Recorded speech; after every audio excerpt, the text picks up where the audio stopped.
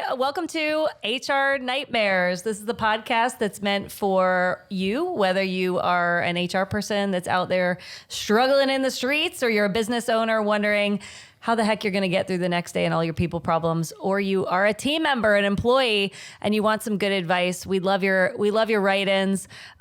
We consider ourselves HR experts. We are HR consultants. We're not your HR consultant, but we'd love to be. We represent Leath HR Group. I'm Lisa Leath. This is Amy Conway and Beth Looney, and we are the hosts of HR Nightmares. We are glad you are tuning in. Make sure that you hit subscribe if you're watching this on YouTube, and follow us wherever you're listening to your podcasts. Okay, with that being said, let's get into it. I have been thinking a lot about folks coming out of college. We are in graduation season right now, and I know so many smart young people that are either off to great schools, they're graduating from high school, or they're just getting done with college and they're looking for what's next, whether it be an internship or their entry-level job in the corporate world. And what is a little bit scary for these folks is the world is changing faster than ever before. And with AI helping us all with productivity, I really want to spend the next 30 minutes or so talking about, are entry-level jobs dead? Dun, dun, dun. Dun, dun. Kerplat. I'm going to hopefully say no for all those kids that are out there. No, I don't think that they're dead. I think they have to be restructured. Everyone has to kind of have a new game face in it. I think we're just, I was thinking about, it's funny you mentioned this topic, because I was listening to something like a podcast, or who knows what it was, like in the last couple of weeks. And it was talking about how this job market for college grads is some of the worst that it's ever been.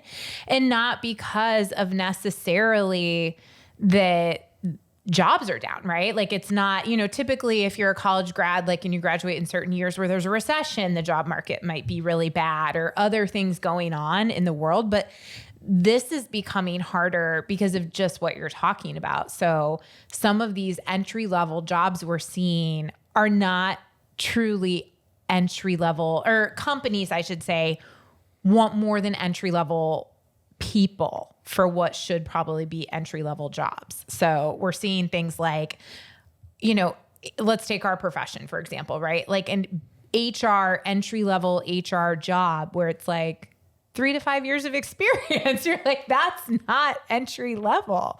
Entry level is no experience at the end of the day. And you're paying someone $20 an hour, and you're expecting them to have 2, 3, 4 years of experience, certifications, a college graduation. So that's more kind of what that article or whatever it was that I saw. So I'm thinking about, like, what does entry level mean? An entry level job is where you're sort of like failing, you're learning lessons, you're becoming an adult, you're learning about what it means to like show up in the workplace, being professional or playing the role that whatever you're getting paid to play is. And like, you're doing work, but you're also, it's sort of like on the job training, right? Your first you're learning job how to be a is professional. You're not going to understand the ins and outs of the actual duties, but you're going to learn more about what it's like to be an employee. Right. And I'm kind of like, what you're saying is part of the question here, right? It's like, are the employer's expectations of an entry-level role really right? And then if all entry-level jobs, or a lot of them, require some level of experience, then when do these young adults ever get the chance to learn and cut their teeth? I mean, entry-level jobs are meant for cutting their teeth. So how do we fix that? And then, so let's talk about that. And then I want to get back to the fact that a lot of these jobs are being sort of like becoming unnecessary and obsolete because of what we can do with AI. I think that companies are realizing that some of this very entry-level work can be replaced by just how efficient technology has enabled us to be. Yeah. And so half of that job description you might see on that very entry-level administrative type role, half of it doesn't need to be there anymore because we can literally have technology do it for us. So why would I pay a $40,000 to $50,000 salary when I can simply just task this out, to AI, right? What was your entry level job? My first job out of college? Yeah. Cincinnati Zoo. I was about to say the zoo. I'm like, was it the zoo? But you know what was so It's the crazy zoo. is like it's funny how I'm much older, but it was crazy how when I went to that job, I was having a panic attack because I didn't have a job. And I was, having all of my job resumes being sent out and I didn't have anything. And I was like, well, I'm just going to calm down and take a walk at the zoo with my resume in the trunk. I was like, are you guys hiring? And they said, sure, come on upstairs to the marketing department. I was wearing shorts. I'm like, here I am with my resume. And I interviewed, and thankfully she saw something in me to hire me. And I think What was that your we're job? missing that. I was in charge of the events. So like big corporate picnics, big corporate events. Yeah. I did green rooms for concerts. It was a lucky job. Okay, so like talk to us. That's a great little entry level job, though. Yeah, that's a great entry level job. So how would technology automate a job like that today? I don't think it can because, well, maybe it can, but I don't think it can because when you're doing customer service, I know that there's a lot of talk about AI and customer service, but sometimes I think that people need to speak directly to a person. I don't think they want to do a chat bot all the time, I literally had like angry click yesterday with You're like, I just CVS want a Health. person. Yeah. Yeah. Yeah. So Yeah, I mean, sales is definitely one. Like, I do think that it's probably different for different fields. I think there's some stuff that I would recommend the entry level and students and whatever that you kind of get a little bit choosy with your majors and kind of be a little strategic on what you're studying and what you want to go into. Because there's some jobs that are going to be more easily replaced with technology and AI than others, right? And so that's a big piece, right? Being an event planner, there might be some administrative tasks that you could, be more efficient, but you're still going to need that person that's there setting it up and calling Moving vendors and doing chairs, stuff, right? A lot of Counting the tickets. intake and invoicing and stuff could probably be automated. What was your entry level job? Nordstrom. That was the only job I ever had, right? And so, the difference between my path and a lot of college graduates' path is at Nordstrom, everyone started in the same place and we all started selling on the sales floor. That is where you began. So if you wanted to be a buyer or be a store manager and have those really big jobs, you had to do that job first. You had to suck it up and sell and be a commission salesperson. And that's what I did within 6 months, I was an assistant manager and, 18 years later, had a very successful career, but by no means was that the job I wanted. I think what you picked on is exactly what's happening from my vantage point of seeing these different companies that we work with every week. Yeah. It's the expectations of the recent graduates are potentially too high. And then the expectations for the hiring managers are a little bit too high, and it needs to just reset and re-level. Sometimes they're wanting to have, 3 interviews and a panel interview for a job that is your first job right out of college, where the responsibilities aren't to the level, I think, of that much interviewing and that kind of thing. And so I just think that everyone needs to have a reset.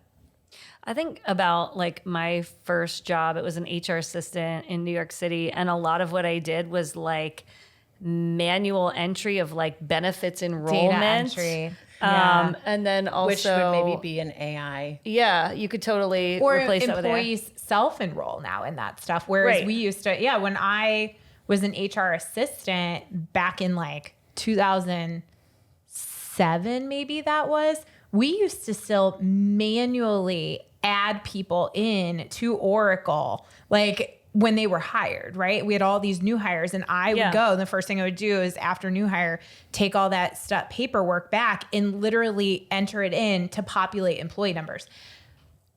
That company uses Workday now. It does it all automatically, right? You just click hire in the recruiting tab and it just goes to the employee and they self-populate all their stuff and it's all done. That whole job would be unnecessary now. The HR assistant and like benefits assistant, these entry-level HR jobs are like almost obsolete. They're almost like charity jobs now. Like if I know that I'm going to need X number of HR business partners in the next couple of years, like I might find the smartest like aspiring HR person that has like high emotional intelligence and has I call it like the ceiling is a feeling, but like, do they have a high ceiling, and can they be a good HR person one day? God, if I look back at myself, like, when I was 22, would I have said that's going to be a good HR person? Probably not. I was like a total bozo. Yeah. So, But don't you think though that's your responsibility is to kind of not lower the expectations, but maybe redivert the expectations. So you recognize that they're not going to come in day one of their job knowing how to do all this stuff. But you're going to eventually down the road either help somebody out, which is a great thing to do in our field, or you're going to maybe start to sow the seeds that they can be a great HR person. Well, I was on, you say that about HR, our profession specifically. And I was on LinkedIn, and it was like someone wrote a post, and I like read the whole thing, and it was about shockingly. You did? Yeah, I know it's shocking, but I actually did click on it, and I was like, interesting. It appealed to me, and it was talking about how HR generalist was very much a term used, and it still is a term used in our field, but it's starting to go away, and we're not seeing that terminology used as much. And now everyone's saying HR business partner. But when you think about it, we know a generalist and a business partner are two very different things, right? A generalist is kind of like jack of all trades, kind of knows a little bit about everything, can do it. That's your like coordinators and your assistants. Those are generalists, right? But that level is not truly ready to be a business partner yet. They don't know enough about the business to be a partner to the business.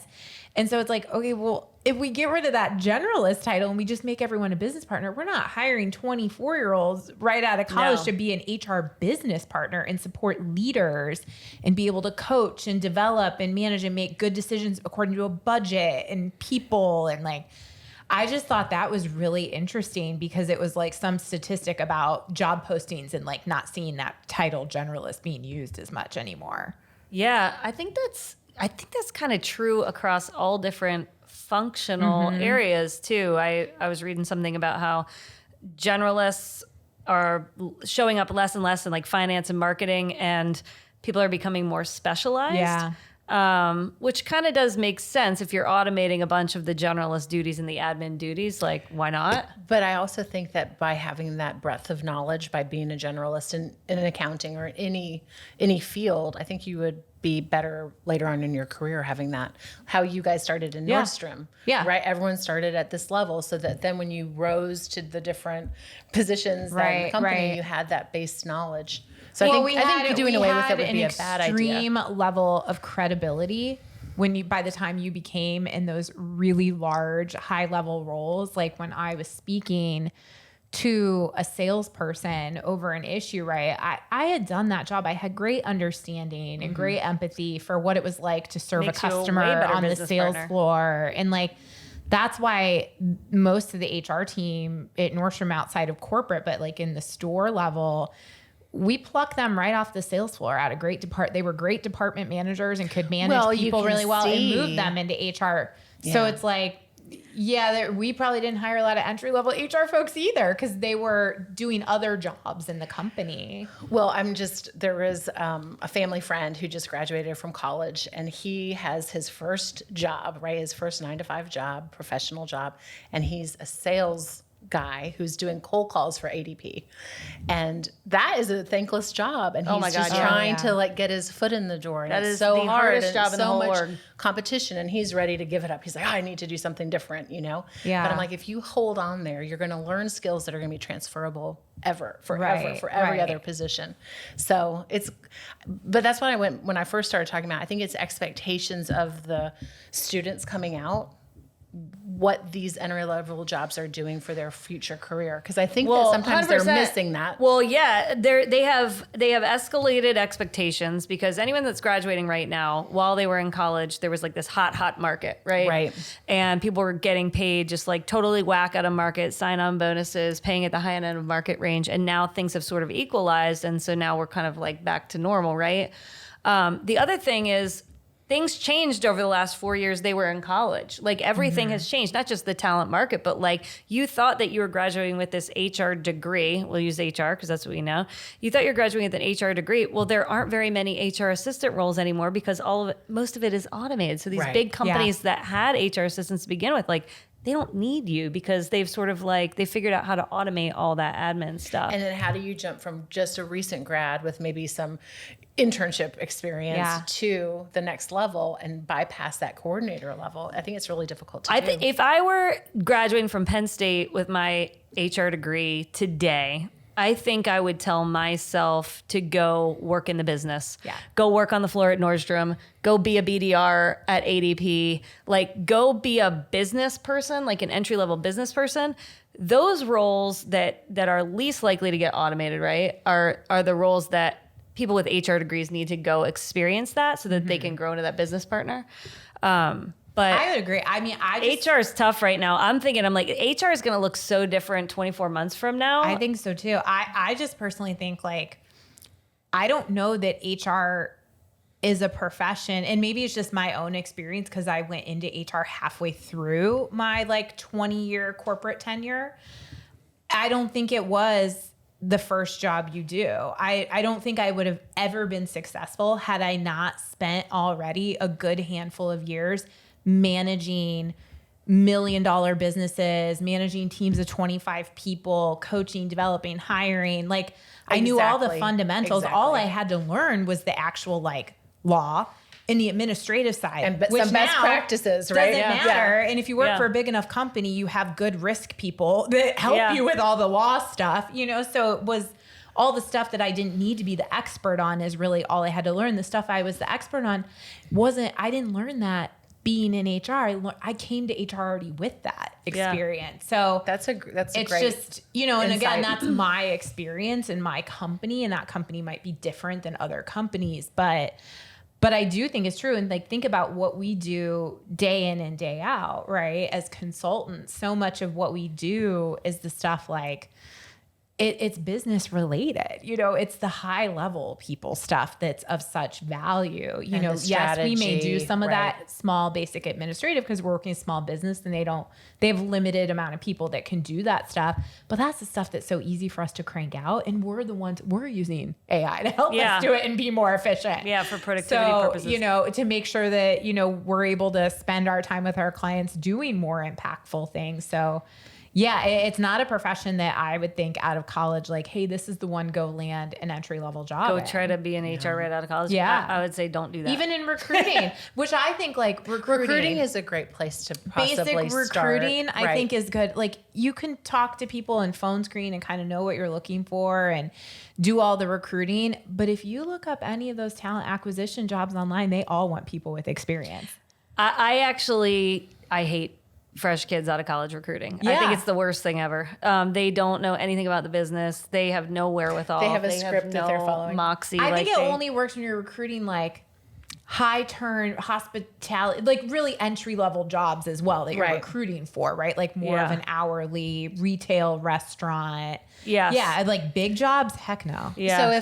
So here's the big question. So if these students are coming out of school needing jobs, I think that where the onus is, it's on the employers to say, you know what, we are going to have a first job program. Yeah. And it might not be, we're not going to be getting maybe the volume of work that we need to get, but we're investing in these kids. And the talent. I love that. Yeah.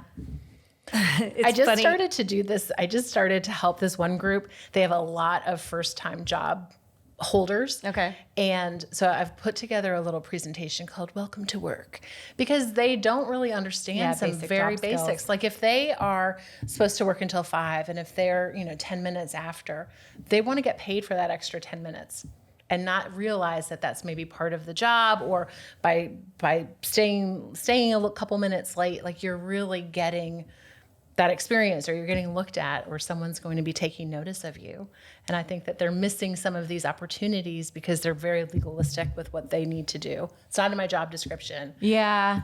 I mean, I think that what you're talking about is the generational gap, and I don't think that's going to change. No. I think that is, you don't think so? Employers also recognizing that we have a generation coming into the job market that has different desires, expectations, goals, their ability, They speak up a little bit faster about things. You know, that millennial generation of like work 60 hours and get paid for 40 is gone. I completely understand that. But what I'm saying though is more of like, if your project can be wrapped up and finished if you stay 10 extra minutes rather than waiting until tomorrow and starting fresh and wrapping that tiny little bit up. I think that that's something that employers can teach. I think it's great you're doing the Welcome to Work I think program. that's great. I think that is good. More people should do that. I just think you shouldn't have very high expectations.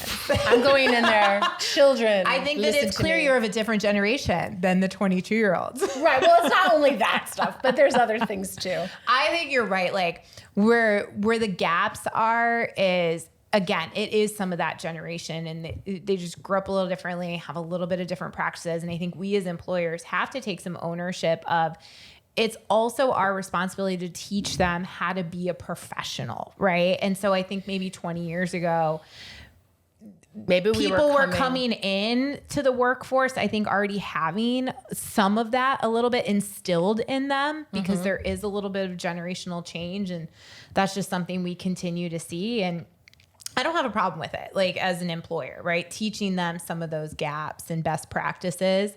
But I think what's happened is that companies have leaned out, and there's no longer as many people internally either to spend the time training new talent. So that's why we're constantly like, we want people who already know how to do the job, because we don't have the ability to sit and train them as well, because we've leaned out everywhere. So that's some of the problem too that I see.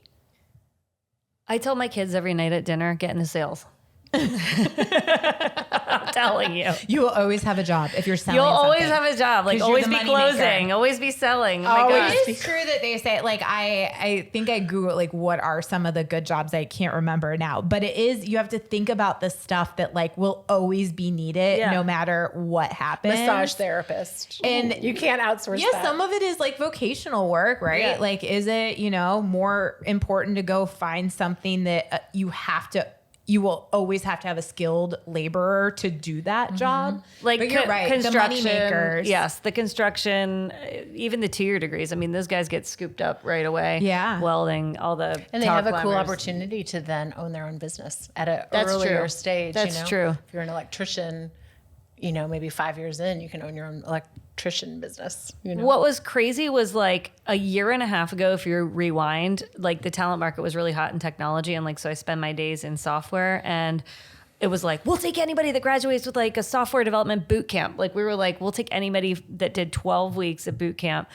Well, now fast forward, right? And everything changed. So all these people that like said, okay, I'm going to go to boot camp and go be associate software engineer. It's like, sorry, but like everybody has an associate software engineer in their back pocket, right? 24 hours a day with Claude and Cursor. And so anyway, that's not a job anymore. Well, and they like said that QA engineers over a year and a half. Yeah, It did say that like coding now, like if the job is reliant on just basic level, like coding, clerical, anything administrative, those are not good ones to go out into the market to find, because that has all been so easily replaced. Yes, so they're going to need to re-skill. So if someone just got skilled in like entry-level software development, like that's done. There's no entry-level jobs right now. And they're going to have to get reskilled. The future in technology, what used to be the associate software engineers is now like data scientists.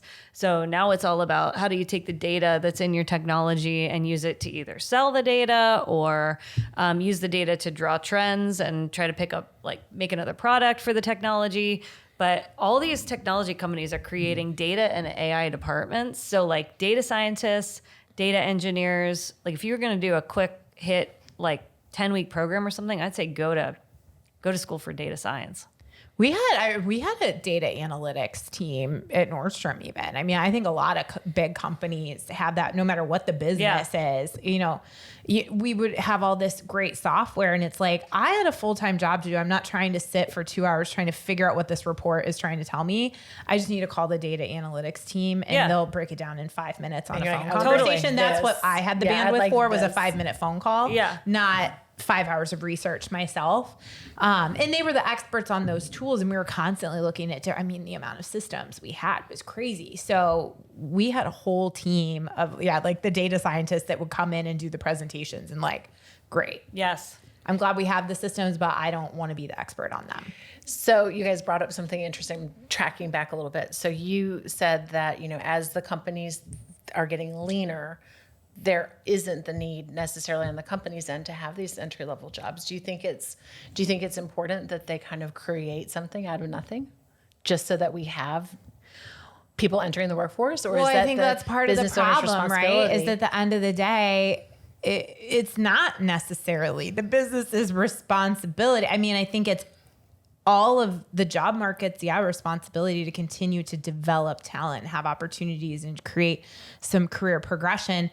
But I think more and more people are also seeing like, well, we're going to train them, and then in 3 years they're just going to leave and go take those skills and go somewhere else. So it's like, you have a lot of businesses that are looking at like, okay, we would love to do that, but that's also a $50,000 salary that we're not going to do it just for the heck of it. We have to have some kind of ROI. Right. And what is the ROI unless we can guarantee that person's going to stay and use these skills, and we have another job for them to move into once 18 to 24 months has passed and they are ready for like the actual assignments? Do we have openings for that? I think that's just size dependent, probably. In the vet world, since I have one of my clients is in the veterinarian world, they recognize that, or I recognize that. We recognize it together. And so we put into place this giant bonusing. So if they hit this, it's a tenured bonus. So if they hit this, then they'll get this amount of money, because it's true. They've learned what they've learned, and they could easily, in that market, there's, they could work anywhere down the street. There's probably like 5 vet hospitals in your 2-mile radius or something. And so that's been actually really helpful to do those. I definitely think there are smart, capable people that need jobs, and like we should all hire those people that are ready for their first job out of whether it's high school or college. But like, I'm not going to create a job to make sure that you have a place to land if you were trained in something that I don't need. Yeah. And the problem right now is we know these big universities that we all went to don't move fast. And so like, to reorganize their curriculum and be a little bit more fluid and tie directly to employers' needs, whether it's regionally or nationally, like they're just not good at doing that. And so we need kids coming out of school that directly fill capability gaps for our businesses. And I think that's going to be a big problem. We also see too in students when they realize maybe they have a peak out and they're like, oh gosh, it's not the right time for me to enter the job market, so I'll go to get a master's degree. Yeah. And you're like, you've got really nothing to hang the master's on. Yeah. You haven't had any work experience. Get a master's in data science or an MBA. Yeah. Get an MBA. Get an MBA. My favorite was like, I had a few that we were ready for them and made a job offer, and they're like, well, I'm going to go spend 6 months backpacking after I graduate, and they want to take like some time off before starting the job. And I'm like, no, that's not the way this works. So there's like a little bit of a disconnect too out of, some of our graduates coming in. And I think kind of what you said, like, right, like having those professional job skills and knowing like, that's just not the way things work. So it is just like, okay, which one comes first, If you are a parent that has... This is great advice. I love it. Oh my gosh. A parent that has kids that are like getting, they're teenagers, or they're getting close to like getting into the workforce.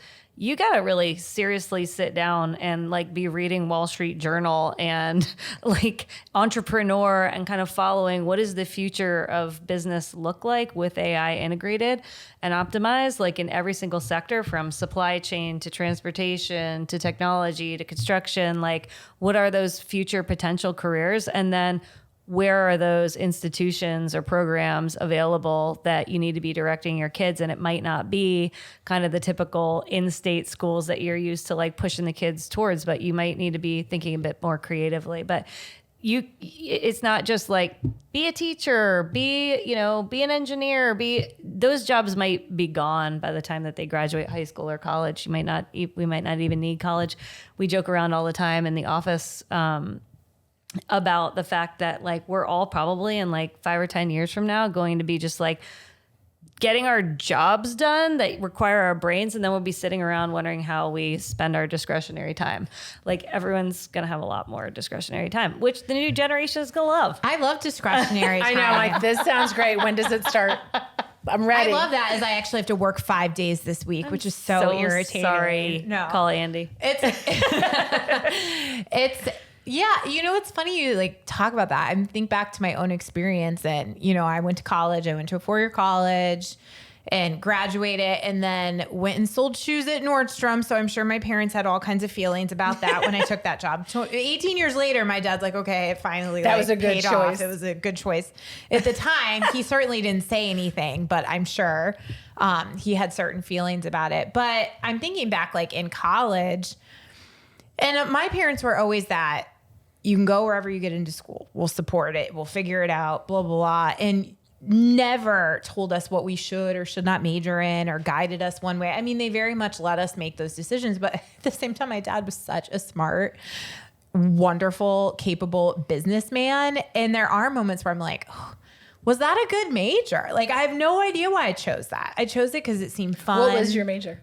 Apparel merchandising with business, like I wanted to go into fashion, and I did. I mean, I used my major in the end. Yeah. But mine was political science. But my sister was a history major, and then she went and got her master's. Now she's getting her PhD and all that. I don't remember sitting down with anyone, my parents or anyone in college or high school, and thinking through like planning it out strategically, like choosing a major based on the career, the job market, any of that. And it is something that when you say it, I'm laughing about it. that would be so smart, right? And you don't really think about the job market until you're a senior and you're trying to find a job, but you chose your major freshman or sophomore year, and you're like, did I choose wisely? I remember my dad was such a linear thinker. He was an attorney, and he was just very linear. And I remember not having a job after I graduated and spent a ton of money on my education. And I said, well, I don't know what I'm going to be, but I remember that like this guy that I met, he's going to be a puppeteer in California. Stop. He blew a fuse. Like the fuse he blew was crazy. He's like, I did not send you to school to be a puppeteer. I was like, well, I'm not asking to be a puppeteer, Dad. I was just saying he was a puppeteer. I'm going to go work at the zoo instead. I know, I'm going to be at the zoo. Oh my gosh. He was probably having like a minor aneurysm. Oh my gosh. gosh. Every minute. Oh yeah, events manager at the zoo is way better. So but great you know job. what though? Like having had a business, I think that I just have this, I do have a soft heart for kids coming out of school. I really do. And I remember we would hire some were disasters for our company, but some were okay. And one thing I think though, I always remember it's like, you drive through your neighborhood and all the lawns are being mowed by companies. I'm like, well, I know that there's a lot of teenagers in this neighborhood, but it's like they're not working. And so I wonder if parents are teaching them work ethics. Yeah. Yeah. That's just my big bugaboo. I always thought, 10 years or so, once I was in my career and in good positions where I made good money and had a great career with a really fantastic company, you look back and you think like, I took that job because I was strategic in the fact that I said Columbus, Ohio. That's not where I was from, but I was from a couple hours away. So I had some family there. I felt comfortable being 21 years old and like moving there on my own.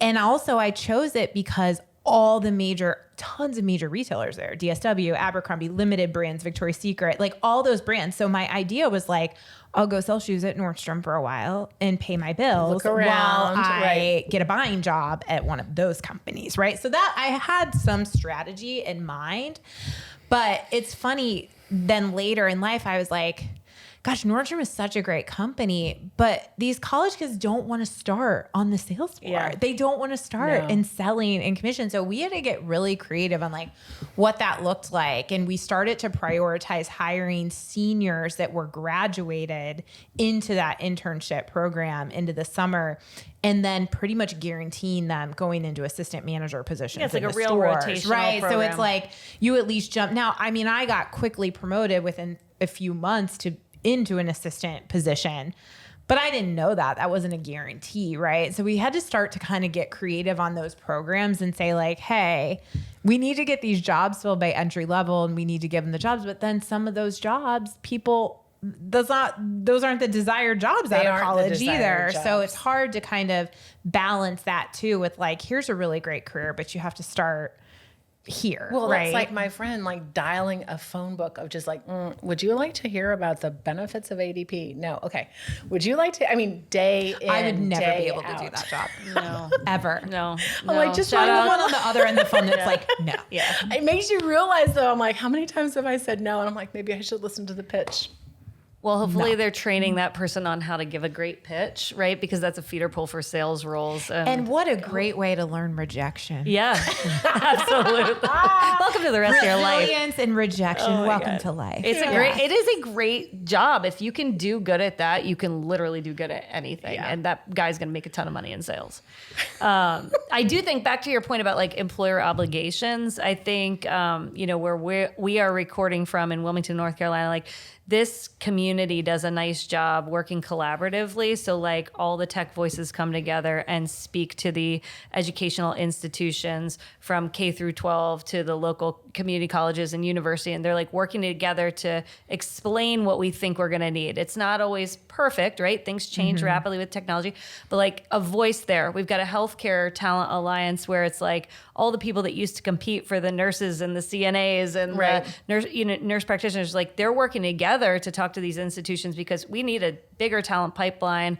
And then supply chain's kind of doing the same thing. Manufacturing's doing the same thing. So I think that is a best practice for communities that are growing and are healthy. Because we need young people to get jobs because we need them to, fuel the economy when we're trying to get our Social Security checks. And, we don't need the economy collapsing because no one's working. All our jobs are outsourced to, the Middle East or wherever they're, everybody's running their data centers in Dubai or whatever. Like we need Americans working, but the fact of the matter is we need them getting educated on skills that employers can use and not just some baloney degrees that are not going to help us because those entry-level jobs are just not going to exist soon. Yeah. Puppeteers of America. Sorry. That might, I don't know. Maybe puppeteering I don't know will what be kind a of job market the puppeteers have. We should look this up. This is a follow-up. This is to do. What's the job description look like for a puppeteer? Must have nimble hands, no arthritis. What do they call it? Job functions. BFOQ, bona fide occupational qualification, like small hands. I do think, and I think that we work with so many businesses in town and smaller to mid-sized businesses. And I think by having consultants with our senior level of expertise, I think we do a good job making sure we're level setting with all of those employers. And I'm constantly, I don't know how many times I say, you have to align the job expectation with what you're paying somebody. So I'm like, do not talk to me about someone that you want to, you want to find someone with 3 to 5 years of experience and you're paying them $18 an hour. I'm like, absolutely not. I'm constantly pushing back on that. And I'm like, I know we have a budget. I know we're a small business. I know we're lean. I know all of that. But that's drop $18, that requirement. $20 an hour. That is fine. Yeah, drop the but then requirement. you cannot expect Exactly. that they're going to come in on day one and hit the ground running. That is an unreasonable expectation. So I do think that that's what you get, when you have good business partners.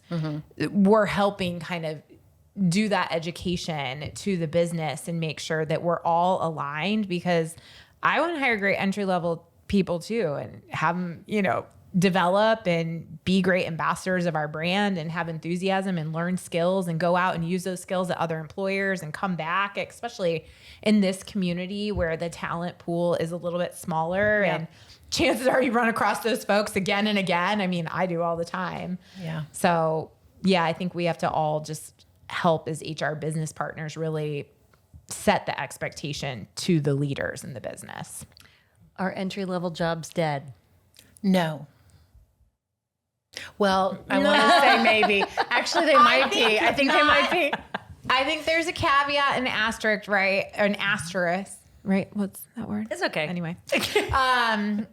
Not in all fields. I do think you have to be a little more strategic. I think, like you just mentioned, healthcare. Healthcare is a great one. We're always going to need humans for that. Those are jobs that aren't going away. Construction, manufacturing. Yeah, I mean, I think you have to be strategic. So I think if there's certain jobs that you want that could be done through technology, you've got to be careful about those jobs. And it might be you might have a harder time finding something. I think since you're in the middle of the table, you need to have the final definitive word. Are entry-level jobs dead? I think yes, some are, but no, some aren't, and they won't ever go away. So Hey, here's to the young people and the future workforce. We hope we didn't totally freak anybody out, but it is something to be kind of serious about, right? Which is get skilled on the things that employers actually need, and be flexible, be fluid with your expectations on what you're going to do. Because the more value you bring to the business, the more you're going to make long term. And it's all about that cash money. So And learn how to sell yourself. sell man. yourself. Yeah. And You know, explain those brush up those transferable skills. skills. Yeah. Yeah. Be able to translate it for me. If you got a degree in HR, but you want to come be a shift supervisor, explain to me why the experiences and what you've learned in college is great for the role that I have open. So explain it to me. Don't let me try to do the translation for myself. That's it for today. Thanks for tuning into HR Nightmares. Make sure you tune in on YouTube or anywhere you listen to your podcast. Tell your friends. Send us write-ins. Go to leathhrgroup.com. We'd love to answer your anonymous questions. Free HR advice. You know you need it. Thanks. Have a great day.